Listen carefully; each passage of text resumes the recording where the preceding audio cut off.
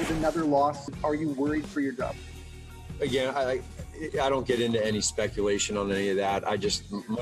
My job is to do is to make sure that each and every week I'm giving it everything I can as a coach and as a leader, with these guys. So I have to make sure that I do that, and any other thing that's a distraction, that would be taken away from our team, and that would be not good for me or them. And I don't even get into that.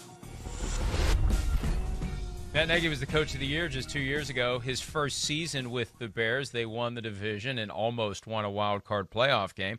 Now, the rumors, the speculation are swirling and have been that Nagy could be out, that GM Ryan Pace could be out. At least Nagy can say, I didn't pick Mitchell Trubisky over Patrick Mahomes. Actually, Nagy got Patrick Mahomes for 1 year when he was in Kansas City before he got the job. But, Peter, I think we are firmly into the point where the silence from the Bears is deafening. If you're going to keep these guys, we are close enough to the end of the season that someone needs to come out and say so, just like the Lions did last year with Matt Patricia and Bob Quinn. And the absence of any indication from the Bears organization that big changes won't be made tells us that there's a pretty damn good chance that big changes will be made. Mike, I'll be very surprised if some significant change isn't made at the top of the Bears football operations. There's just too much has gone wrong.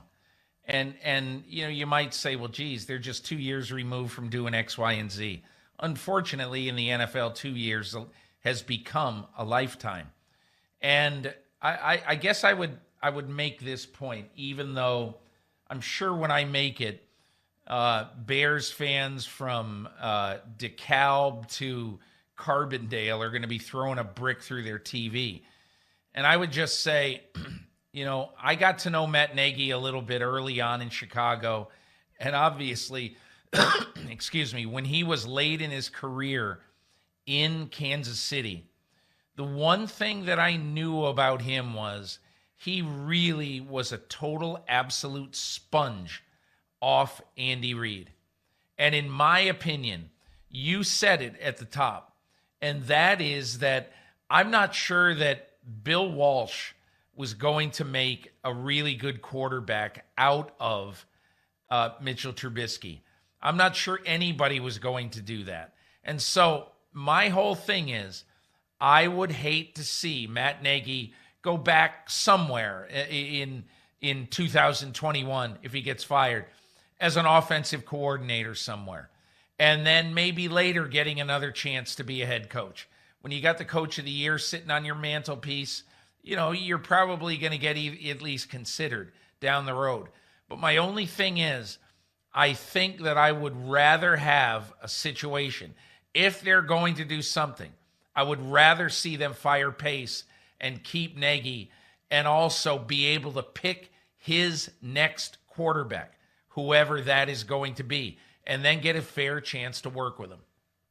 That always creates an awkward dynamic, though, Peter, when you bring in a new GM and you tell the new GM this is your coach, because we saw it with Bob Quinn. 2 years later, Jim Caldwell's out. And to go way back, and Bears fans will throw another brick through their TV when they're reminded of this.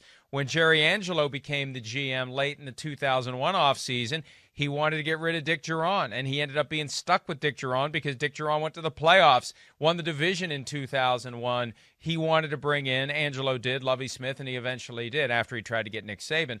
But the reality is, when you get these tracks that aren't on the same page, it makes it hard going forward. And it's a shame if Nagy gets caught up in that if they have to get rid of Pace, do they have to get rid of Nagy? Can you keep Nagy and bring in a GM who wants to work with him? It creates a potential mess, and it's a mess for the Bears. It's a mess for team president Ted Phillips, who's made it 21 years without any real scrutiny, and he could be gone too, Peter, by the time this is all said and done. Hi, I'm Mike Tirico, and thanks for watching. Make sure to hit subscribe for the latest news and highlights from NBC Sports.